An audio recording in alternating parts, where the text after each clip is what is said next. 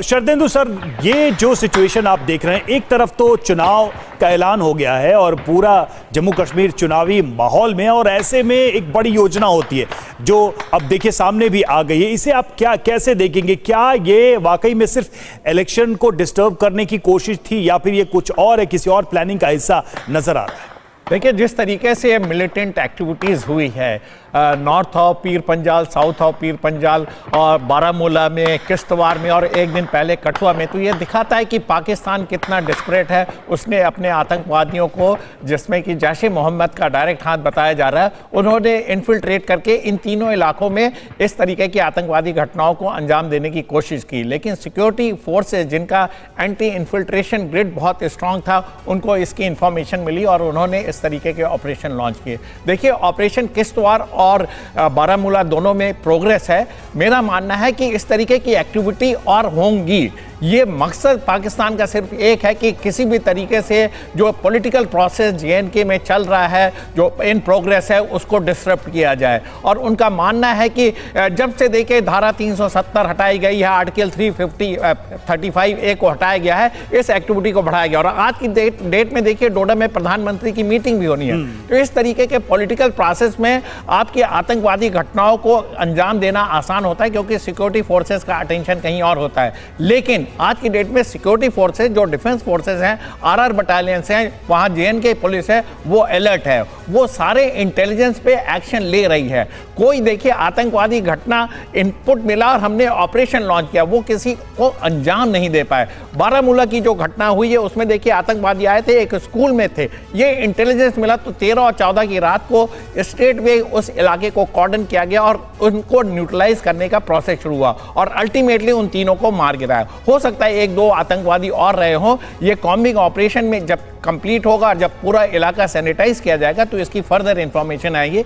लेकिन एक पैटर्न तो इमर्ज होके आ ही रहा है, किस तरीके की टेररिस्ट एक्टिविटीज हो रही है। और आप अगर देखें कि पाकिस्तान के अंदर क्या हो रहा है, पाकिस्तान में देखिए बलूचिस्तान में बाल्कनाइजेशन, खैबर पख्तूनख्वा में रिसेंटमेंट, पंजाब के लोगों को एक एलिनिएशन हो रखा है क्योंकि वो अपने आप को अलग समझ रहे हैं। तो पाकिस्तान एक अपने आप में बाल्कनाइजेशन वाली प्रॉब्लम से गुजर रहा है। लेकिन आज की डेट में उसका मकसद है कि JNK इशू को अलाइव रखे और इस तरीके की एक्टिविटी, मिलिटेंट एक्टिविटी को पूरा सपोर्ट करे। सर, आपने एक बड़ी बात कही कि यहाँ पर अभी आतंकवादी बौखलाए हुए हैं, तो इसीलिए इस टाइमिंग का फायदा उठाकर कई जगहों पर टारगेट किया जा सकता है। आपको बता दें कि 2024 में अलग अलग महीनों में कितने आतंकी हमले हुए हैं, कितने आतंकी मारे गए हैं अब तक, ये हम जानकारी आपको दे रहे हैं। आइए इस पर एक नजर डाल लेते हैं। आपको बताते हैं, जुलाई से शुरुआत करते हैं, जिसमें 13 आतंकियों पर प्रहार किया गया, बड़ा अटैक किया गया था। सुरक्षा बलों ने भी बड़ा ऑपरेशन चलाया, 13 आतंकवादियों का खात्मा हो गया, दहशतगर्दों का खात्मा हो गया। फिर जून में 11 आतंकियों को खत्म कर दिया गया, मई में 5 आतंकियों को खत्म किया, अप्रैल में 4 और मार्च में कोई नहीं, जो कार्रवाई नहीं हुई, फरवरी में कोई नहीं और जनवरी में भी बहुत छुटपुट घटनाएं हुई थी, लेकिन एक आतंकवादी को खत्म किया गया। लेकिन जो बीते 3 महीने हुए हैं, जून, जुलाई, अगस्त, वो सबसे ज्यादा सेंसिटिव रहे। इसमें सबसे बड़ा प्रहार आतंकवादियों पर किया गया है। और हमारे साथ महराज अहमद लगातार जुड़े हुए हैं सीधा कश्मीर से और उसी इलाके से, बारामूला से, जहां पर कुछ देर पहले एनकाउंटर हुआ था। महराज, 3 आतंकवादियों को, 3 दहशतगर्दों का काम तो तमाम हो गया, खत्म हो गया, चुन चुनकर कार्रवाई भी हो रही है। लेकिन एक बड़ा सवाल उठ रहा है टाइमिंग पर, क्योंकि प्रधानमंत्री मोदी की भी आज एक रैली होनी है, चुनावी शंखनाद होना है, चुनाव का मौसम चल रहा है जम्मू कश्मीर में, और ऐसे में ये वारदातें, ये घटनाएं एक बड़े सवाल खड़े करती है। इससे निपटने के लिए सुरक्षा बल क्या स्ट्रैटेजी बना रहे हैं?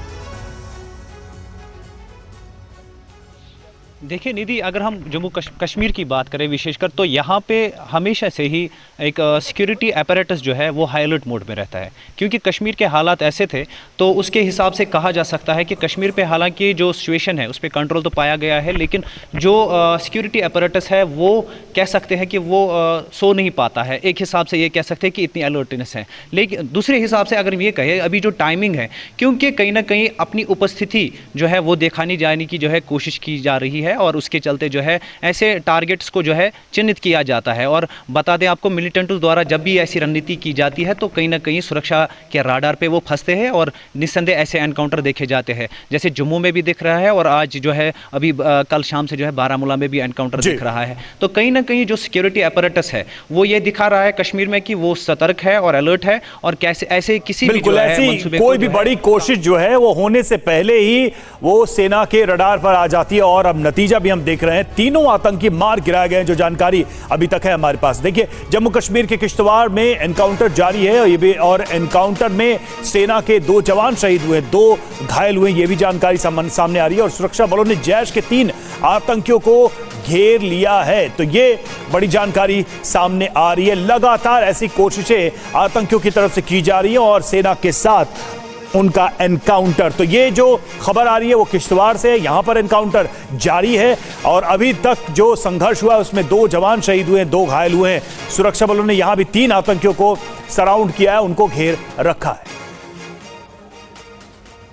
जी हाँ, जो किश्तवाड़ में एनकाउंटर हुआ वो बहुत अहम है और किश्तवाड़ के चतरू में आतंकियों से मुठभेड़ हुई। सुरक्षा बलों की आतंकियों से मुठभेड़ में सेना के 2 जवान, हमारे 2 जवान शहीद हो गए। व्हाइट नाइट कॉर्प्स के नायब सूबेदार विपिन शहीद हुए हैं। व्हाइट नाइट कॉर्प्स के सिपाही अरविंद सिंह भी शहीद हुए हैं इस मुठभेड़ में घायल 2 और जवानों का इलाज चल रहा है। सेना ने जंगलों में 3 से 4 आतंकियों को घेर रखा है। जो जानकारी मिल रही है, जैश के 3 आतंकी की मौजूदगी की सूचना मिली थी और सूचना मिलने के बाद तलाशी अभियान शुरू किया। तलाशी अभियान के दौरान आतंकियों से मुठभेड़ हुई और खात्मा भी हुआ है आतंकियों का, लेकिन ये तलाश अभी खत्म नहीं हुई है, ये ऑपरेशन अभी खत्म नहीं हुआ है क्योंकि हमारे 2 जवान शहीद हुए हैं और ये एनकाउंटर अभी भी लगातार जारी है। पूरे इलाके को खाली करा लिया गया है और सर्च ऑपरेशन चल रहा है।